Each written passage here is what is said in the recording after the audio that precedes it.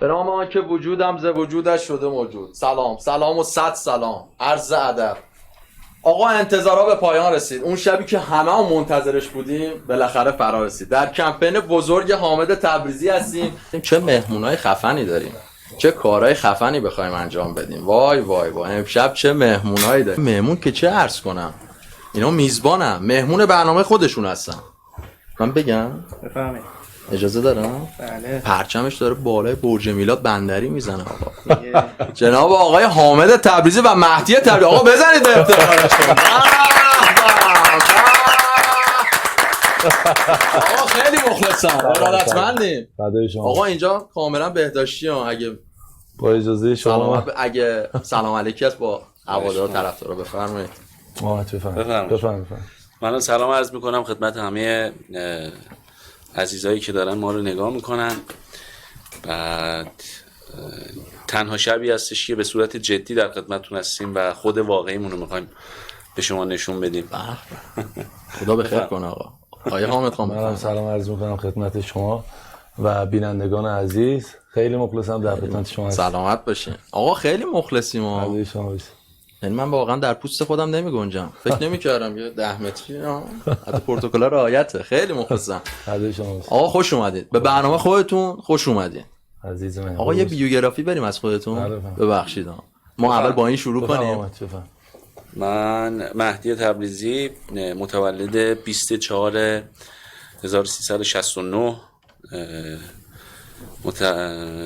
صادره تبریز. الانم ساکن کرج. به ماشاءالله. لیسانس تکنولوژی مهندسی سیالات. ببخشید حامد خیلی خود رشته حامد داشتم میگفتم. تو سرعت مشخص نمیشه تو هر چی دوست داری لفظ قلم نمیتونم. مهندسی سیالات دارم از دانشگاه تبریز. همین. سلامت باش آقا. حامد شما؟ قربون شما برم. حامد تبریزی، متولد 30/4/1372. تقریبا میشه گفت که اولین جاییه که دارم به صورت رسمی سن واقعیمو اعلام میکنم. اصلا بهتون یه زمانی آخه ما کوچیک بودیم خودمون رو بزرگ نشون میدادیم، میگفتیم مثلا ته 60یم. الان دیگه خودمون دیگه سنمون خیلی بالاست، بعد سن واقعی. آره منم دیگه همون سبک داداشم دیگه. خب داداش بزرگم 3 سال از من، آقا مهدی بزرگتره، 3 سال و 10 روز. جفتمونم تیر ماهی هستیم. متولد تبریز هستیم با افتخار و ساکن کرج. لیسانس تکنولوژی مکانیک خودرو و یک لیسانس روانشناسی هم دارم از دانشگاه آکسفورد لندن. ولی از اون رونمایی نکرد. شایعه نبود. تکذیبم نمی‌کنی. شایعه نبود ولی شروبر بود. خیلی مخلص آقا. چه شبی بشه امشب. چه شبی بشه امشب. هوادار این سالایی که دست ما رسیده هوادارا از شما، اما خواستن که از شما بپرسیم. من کوچیکشم. سلامت آقا. چی شد که الان اینجاییم؟ از کجا شروع کردین؟ اصلا چی شد حامد تبریزی، مهدی تبریزی، سختی‌های کار، اصلا چی شد که الان با این همه فالوور رو ماشاءالله چی شد که الان اینجاییم که کمپین ویرا شد؟ نه اونو که بله آقای چی شد که الان واقعا اینجاییم؟ خب اونو حامد باید بگه دیگه. من یه لایو دیگه هم داشتم توضیح دادم، اصلا دوست نداشتم الان اینجا باشم. الان به زور حامد اینجا بودم، الان حامد خودش توضیح میده. استارتش خب بچه‌ها داشتن فعالیت میکردن تو فضای مجازی. این اینستاگرام اومده بود داشتن فعالیت میکردن. ما خب خواستیم استارت بزنیم، شروع کنیم. از یه جایی شروع کردیم به صورت آماتور. دقیقاً میتونیم بگین چند سال پیش؟ دقیقاً 4-5 سال پیش. خب 5 سال پیش 6 سال پیش داب اسمش بود. یه چیز بی‌کیفیتی بود که با گوشی بود و خب میشه گفت که رو آهنگ لب میزدیم و کارهای 15 ثانیه بود که پست میکردیم. بعد آپدیت جدید و 30 ثانیه و کردن 45 بعد کردن 1 دقیقه. شروع کردیم، استارت زدیم، کارو جمع کردیم. دیگه خانواده‌ام به شدت مخالف بودن چون دیگه واقعا وقت اون رو داشتیم تلف میکردیم. همه خانواده نه، البته همه خانواده نه. بابا موافق بود ولی مامان و مهدی مخالف سرسخت کار بودن. ولی دیگه رفتیم رسیدیم به یه جایی که دیگه دیدیم داریم دیده میشیم. کم کم اومدیم بالاتر. بعد آقا مهدی دیگه حمایتمون کردن، اضافه شدن به کار و کار بیشتر تنزتر شد. کار 4-5 ساله گفتین درسته؟ آره به صورت حرفه‌ای. دقیقه که دیگه شما رو بیرون دیدن و دیگه شناختن و شهرت پیدا کردن. اون تایم دقیقه چند وقت؟ از زمانیه که تسبیح رفت دور گردنم و چند سال میشه؟ 2 ساله که به صورت کاملا حرفه‌ای دیگه داریم کار میکنیم تو فضای مجازی. آقا شهرت جذابه؟ شهرت که اون لطف مردم دیگه شامل حال ما میشه که اون که محبوبیته. بله. اذیت نمیشین؟ نه بابا عشق میکنیم وقتی 4 نفر تو خیابون میبینیم به ما محبت دارن واقعا آدم انرژی میگیره، حال میکنه. سلامت باشین. آقا بدو بینم این سوالیه که همه میپرسن. من هر جا میرم این ور اون ور پمپ بنزین، اصلا تیکه کلامای جوانای ما شده بدو بینم پمپ بنزین. آره بابا ما هر جا رفتیم هر کی داره میگه این مهرش که برای شماست. درست. این از کجا اومد؟ بدو بینم که خب تیکه کلام خودم بود، یعنی تو زبون خودم همیشه بدو بینم. خب یه چیز خیلی هم خوب نشست. ما یه کلیپی زدیم به نام دوربی مخفی بود البته. بله. به نام خفگیری. حالا کلیپتون حالا دارم سوال. بله. و تو اونجا دیگه ما اونقدر این جمله رو تکرار کردیم که بدو بینم تیکه کلام شد. آره اون خیلی وایرال، خیلی پخش شد کار. یعنی خیلی خیلی پخش شد و این شد که از همون برهه بدو بینم افتاد تو زبون مردم و دیگه ما رو میبینن لطف دارن. یا مثلا میگن حامد تبریزی بدو بینم، ما میگیم نوکریم آقا. بیا بینم هم میگن جدیدن. آقا این بچه پایین باخ نمیده، خیلی ها خواستن برای خودشون کنن این جمله رو ولی نشد. این از کجا میاد؟ اینم بازم برای شماست. سوالای دوتا حاشیه‌ای میپرسن. آقا مردم خواستن که من این سوالا رو بپرسم. بچه پایین باخ نمیده. خب من با افتخار خودم بچه پایینم، بچه پایین شهریم و همه جا گفتیم بالا اذیت میشیم. آره فعلا جک بودیم، جک اون در رفت اومدیم پایین شهر. این مجریه ما چرا الکی میخنده؟ من واقعی اینطوری داره میخنده. تا جلو خندم گرفتم. بچه پایین باخ نمیده. خب باخ نمیده دیگه، ما خودمون بچه پایینیم، تعصب بچه پایین رو میکشیم. از همون کوچه خیابونای باریک اومدیم، به جایی هم نرسیدیم ولی خب عشقمون بچه پایینه. من فرق بچه پایین و بچه بالا، من عشق میکنم با بچه پایین باشم تو بچه بالا. حالا الانم پایین میشینی؟ آره الانم پایینیم. آره به خدا. آره بچه پایین باخ نمیده دیگه، چیزیه که فهمیدم. این سوالا ما پیاپی ما قرار امشب همه چی بپرسیم دیگه. عزیز من آقا این کلیپ بچهای کارتون شما واقعا تو قالب طنز این کلیپو که نشون دادین اصلا اونو دوستان خودتون توضیح بدین. عالی بود. آره فیدبک های خیلی خوبی هم داشت. عالی بود آقا. آره یه کاری بود که خب پشت چراغ قرمز بود که کار طنزی بود ولی خب آبو میریختیم رو شیشه ماشین مردم. آره بعد میگفتم پول بدین. نشون دادین دیگه اون اعتراضا رو. عالی بود آقا. بغض کردی ها. کاش الان بارون بباره، بغضم با بارون قاطی شه و اشک چشام آمدی. ای وای من. خیلی مخلصم. خب سوال شما نداری آیه مسئولیتی؟ نه ولی سوالای زیادی دارم. آها برسیم به ماجرای یه چیزایی شنیدیم درباره اون کلیپ خفگیریتون. خب بساز که یه مشکلایی پیش اومد برای شما با حالا خب هر کشوری یه قانونی داره که ما قانون این کشور جمهوری اسلامی ایران اصلا کل دنیا فکر کنم قانون رو ما زیر پا گذاشتیم و به خاطر همین به مشکل خوردیم دیگه. چون یه کاری بود که به نظرم خود بعد این که خب فهمیدم از یه زاویه نگاه کردم که داشتن دوستان نگاه میکردم فهمیدم که مشکل داره کار و اینکه آره یکم به نظر من از چند تا زاویه قشنگ دیده نمیشد. آقا بریم سراغ زنگ آخر. آقا توقعا رو بد دارید بالا میبرید یعنی دیگه سریالی شده، سینمایی شده. هر کی میاد مثلا میگه آقا زنگ آخر چی شد؟ این درباره زنگ آخر یه توضیح کوتاهی به ما میدین؟ زنگ آخر، سریال زنگ آخر خب یک اتفاقی بود که خب خورد به داستان کرونا و اینکه ما خواستیم یک کلاس مجازی بزنیم ولی خب جرقش از اونجا خورد که دیگه وارد سریال کلاسی شد. گفتیم کرونا رو بذاریم کنار، مردم به حد کافی با این مریضی دارن دست و پا میزنن و گفتیم آره همین که خنده رو روی لبای مردم میارین شما واقعا بزرگترین کار رو دارین انجام بدین. آره گفتیم فاصله بگیریم از داستان کرونا و اینجور چیزا، کردیمش کلاس درس. کلاس درس یک مش آدم سمبالایی که یه معلمی رو گیر آوردن دارن. عالی. نه که من بگم شما اصلا نظرسنجی هم همین الان بذارین. عالی آقا عالی. و به نظر من محمد معماریان، حمید شربتی، مهدی امینی، علی کوچولو و معلممون من میتونم از قول اونا این حرفو بزنم که مهدی تبریزی کمدین ترین شخص این کلاس بود با جملاتی که میگفت میترکون کلاسو. آره عالی بود واقعا عالی بود، ترکون شکست بنده میکنن ایشون. زنگ آخر ما یه خورده ادامه بدیم. این از کجا شروع شد؟ ایدهش چی جوری بود؟ بعد مدیریت کردن این کار 10 قسمتی پروژه بزرگی. خدا رو شکر من از اینجایی به شما بگم که هندل کردن بچه‌ها با بچه‌ها این بود که اگه بگیری یا اگه نگیره. بله حالا کاری با این نداریم که کارو ما ساختیم که بگم خیلی خوب بود، ولی خب خدا رو شکر خیلی اون به نظر من مردم راضی بودن. بله تعداد کسایی که این کارو می‌دیدن به نظر اونایی که راضی بودن بیشتر از اونایی بود که ناراضی بودن و این واسه ما خیلی خوب بود. حال می‌کردیم. انرژی می‌گرفتیم و به نظر من که بهترین چیز واسه یه دونه آدمی که داره یه کاری رو یه چیزی رو یه خلق میکنه بله اینه که مثلا بیننده هاش ازش راضی باشن دیگه 100%. و ما این رضایت وقتی از مردم میدیدیم حال میکردیم، عشق میکردیم. خدا رو شکر خوب بود. و اینکه میخوای ازم قول بگیری؟ آره چه قولی شیطونی میخوام بکنم و آقا چه تلپاتی میخوام یه قولی بگیرم همین ازتون. آقا فصل دوم زنگ آخر همینجا دیگه قول بدین چون واقعا آقا مهدی فصل دوم وقتی میخوان آقا میخوان دیگه، هوادارا طرفدارا. فصل دومو میخوام همینجا قولشو بگیرم.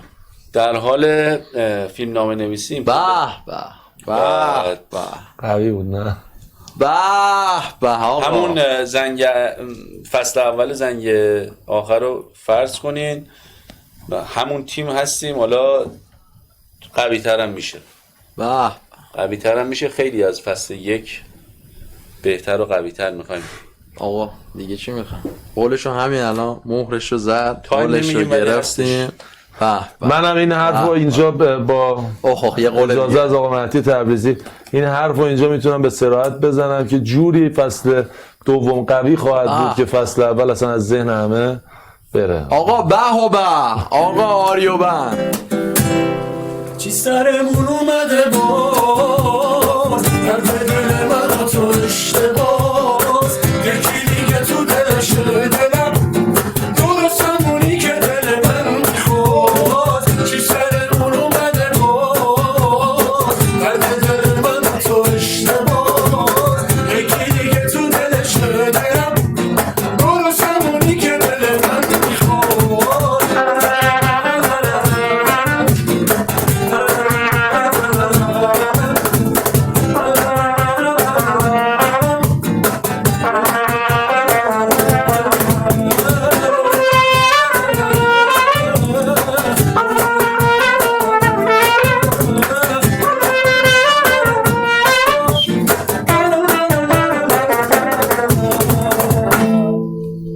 به مرسی. آقا من این سوالی کنم. آقا 3 تا لیوان رو میزه من موجی نیستم. شما رو داشت میزد رنگش برای ما رو روی بار مصرف زدین آقا درست نیست خدا من اینوری کنم دیگه. بله یه 2 تا 3 تا اشکال نداره هیچ عیبی نداره. آقا بریم سوالای قشنگ بپرسیم. در حدی که بتونیم ما جوابتون رو بدیم دیگه هر کدوم نتونید زیاد خصوصی. آره زیاد بریم سراغ جد میزنیم دز. سوال بعدی لطفا. آقای تبریزی خیلی ها سوال کردن که میخوان یه کمدین بشن مثل شما تو فضای مجازی خودشونو بکشن بالا. نظرتون یا پیشنهادتون چیه؟ که چون خیلی دایرکت میدن. خب این یه سوالی که همه میپرسن دیگه. والا ما هم کار خاصی نکردیم، ما تلاش کردیم و وهله اول خدا خواست. واقعیتش هم اینه خیلی ها کلیپ میزنن میبینی دیده نمیشه. شاید از منم خیلی بانمکتر و ما که بانمک نیستیم در اصل، ولی خب خیلی میبینین کاراشون قوی تره ولی خب دیده نمیشن. ولی به نظر من توی هر زمینی توی هر شغلی فعالیت داشته باشن، پشت کار داشته باشن، حتما به یه جایی میرسن. تولید محتوا مهمترین اصلشه و 4 تا چارچوب هم داریم که از طریق تبادل یا هر کار دیگه میتونن پیج خودشون رو بیارن بالا.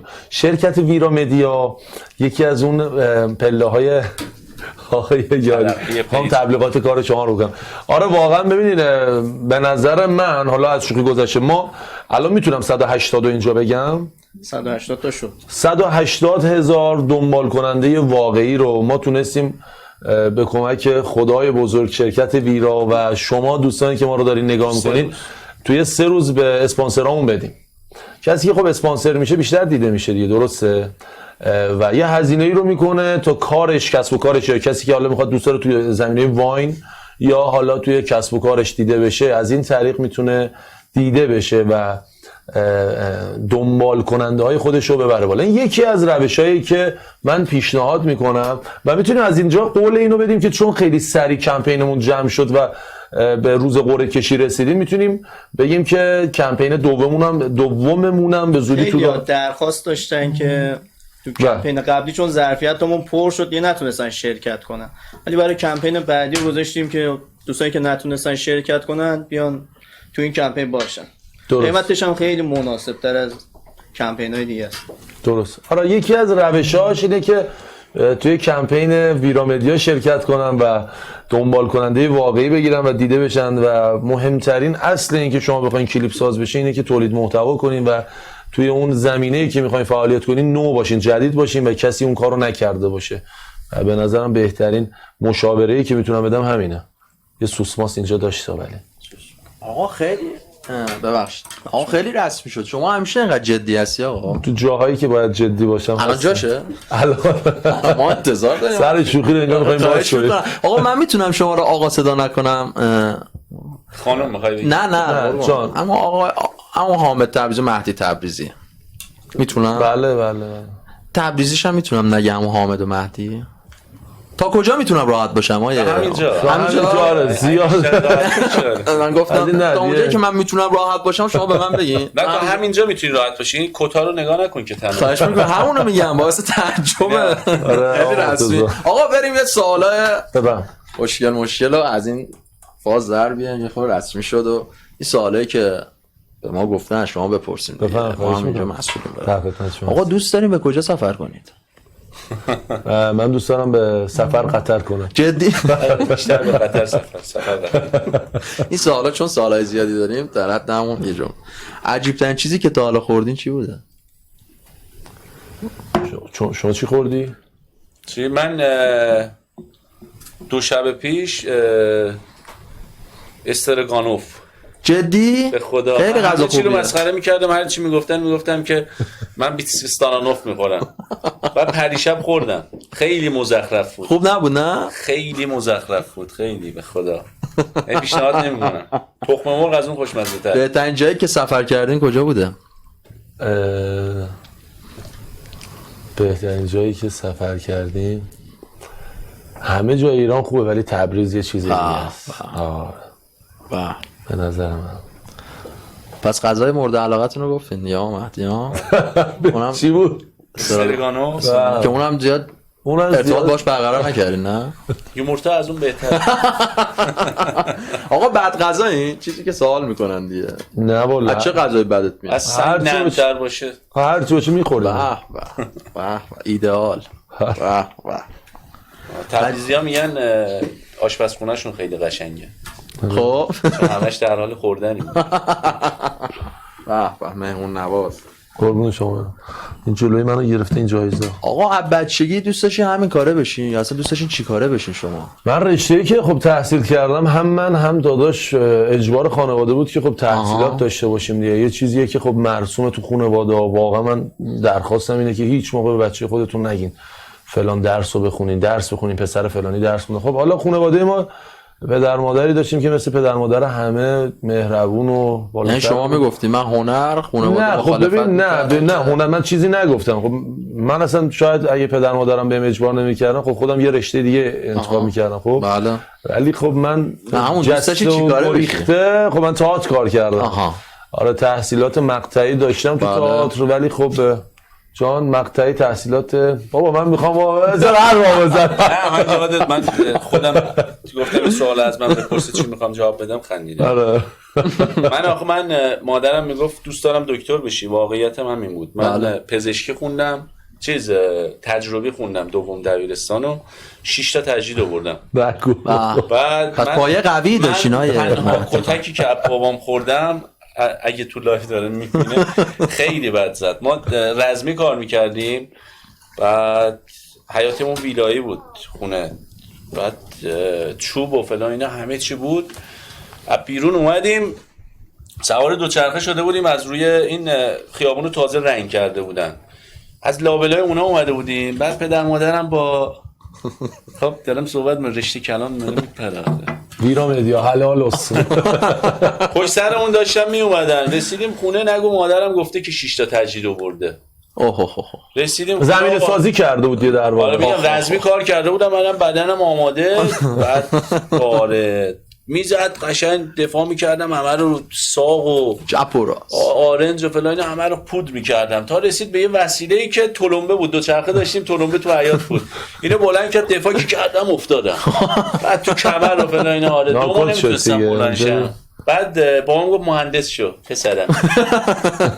مهندس شدیم دیگه، به همه فشار نیاوردن دکتر بشن دیگه. از اون رو شما بود دیگه که من جواب ندادم. آره جفتمونم مهندس شدیم. به به به به. آقا حامد شغل رویاییت همینه؟ شغل رویاییم نه این نیست. شغل رویاییم اینه که بخورم بخوابم. حتی راست می رویاییت از اینم نداریم. قرآن دیو نه، ولی خب آدم تو شغلی که باشه لذت ببره به نظرم موفق میشه. من تو کاری که الان هستم خب لذت میبرم، به نظرم بهترین شغلی که دارم. آقا در چه چیزایی مهارت دارین؟ به جز اون رزمی که گفتین و به جز کتک خوردن، پزشکی که خوندین و دکترا، مهارت جدآبادمون فروش مغازه‌دار بودن. بله ما خوب میفروشیم. من تازگی‌ها به اجبار حامد مغازه‌مو جمع کردم. بله و برمیگردم دوباره به اون شغلم. سخت‌ترین کاری که تا حالا کردین چی بوده؟ سخت‌ترین کاری که که کردیم واقعا یعنی دیگه کلافه ما کار راحت نکردیم، در آوردین و که مثلا کلافه شده باشین. سخت‌ترین کار کاری بود که 6-7 سال پیش دیگه کلا بوسیدیم گذاشتیم کنار. ما کاسبی میکردیم، کاسبی نه اون کاسبی ها دست فروشی میکردیم. خیلی هم درآمدش هم خوب بود. دست فروشی نه اون دست فروشی که تو ذهنتونه، عین مغازه بساط میکردیم. بله. خب خیلی سخت بود دیگه. یه نیسان پرو بساط کن خالی کن. دمتون گرم. با تحصیلات ها، نه اینکه مثلا. دمتون گرم. آره آقا بچه پایین باخت نمیده. آره. دمتون گرم. آقا من دمتون گرم. آقا این سوالم بپرسم، اهدافتون تو زندگی چیه؟ هدفه خیلی سوالای سخت بود. بذار شرکت ویرام سوال بپرسم. من اینو بپرسم و این اهداف رو باید جواب بدم. هدف من اینه که خب توی زمینه حرفه‌ای‌تری بتونم فعالیت کنم. خب این اینستاگرام مدیاش فقط توی گوشی و خیلی قبول ندارم. و اینکه من تو همین مدیا هم که هستم خب خیلی خوشحالم که دارم فعالیت میکنم و مردم به ما لطف دارن، ولی خب دوست دارم یه فضایی باشه که بیشتر بتونیم هنر خودمون رو نشون بدیم. نه من خیلی از بچه‌ها هستن که توی این اینستاگرام واقعا هنرمندن و به هیچ جایی هنوز نرسیدن و همه چیز خب مالی نیست. آدم میگه که خب طرف داره پول داره، همه چیز این نیست. ما تو ذهن و فکرمون یه چیزای دیگه داره میچرخه دیگه. درست میگم؟ بله. و اینکه هنوز بهش نرسیدیم و امیدوارم که به زودی بهش برسیم تا دیر نشده ان شاءالله و بتونیم که یه بخشی از کار سینما رو بچهای این اینستاگرام واقعا به نظرم که قابلیت اینو دارن که بتونن مردم بیشتر بخندونن تو سینما. من سوالم کنم آقا از تو این سوال خوراک بفرمایید. همه چی گفت. آقا با چیه خودت حال میکنی؟ آقا از چیه خودت خوشت میاد؟ والا از هیچ چی مگه میشه؟ تقریبا آره از هیچ چی خودم که حال نمیکنم، ولی خب از چیه خودت خوشت میاد؟ زیر و رو نداره، صاف و ساده. آره جلوت میبینی میزنی زیر گوشت، همون روکه حامد داره دوربینا میگیره.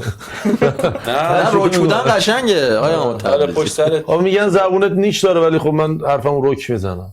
زیر و رو نمیکشم، یعنی خب دوست ندارم تو روی طرف بگن درک چطوری خوبی قربونت برم پشت سرش هم فلانی فلان کاری کرد. من از این بدم میاد. آره به خصوص تو رفاقت‌های مرتضی حمید. آقا رسیدیم به اصل موضوع. رفاقت چی بگم راجعش؟ رفیق و رفاقت تو چند کلمه تو یه جمله برای من توصیف کن. حستو بگو. رفیق ببین تو این دور زمانه من الان پشت صحنه رفیقام نشستن، خب نمیگم رفاقت حرامه که آمدی گفت، ولی خب خیلی چپ و راستی داره. تون داره. آره کوچه پس کوچه های خیلی بنبستی داره که آفرین. کمه آره. الان رفیقای منو میگینی، رفیقای جفتمون اندازه اینه. آره خیلی نه ببین بابا. تو هر آره، زمینه نه بابا. آقا مرتضی چند سال ما هم دیگه رو میشناسیم؟ بگم الان آره خیلی ساله. و خیلی 10 کار رو رد کرد. 15 سالی از 15 سال. آره. نه خیلی بیشتر. ولی واقعا خیلی خوب رفاقتمون چند سالی هست که چندین سالی هست که با هم رفیقیم. واسه افتخاره. من نوکر آقا شما. آمد، مهدی بعد تبریز. خاک پاتم قربونش عزیز سلطان شما، من ستون. غلامتم فدای فدای دلی. شما شم. عشق، قربون قلب، عروق. بابا بلکار. بعد ببین میگم رفاقت تونه چه کاری ندارم. میگم توی که میای سمت من تو رفاقت، بله. من نمایشگاه دارم، من مغازه دارم، من آب میوه میفروشم، من هر چی که اصلا هستم. بیکارم. دنبال سوء استفاده نباش. آفرین. آفرین. توی رفاقت زیرو رو کشیدن همین زیرو رو کشیدن نیست که آفرین آقا. دنبال سوء استفاده نباش. حالا 1000 تا داستان داریم دیگه. آقا این سوسماز داشته. آقا به دنبال سوء استفاده. آقا بریم آریو بند. چی سرمون اومده باز درد دل من با تو اشتباه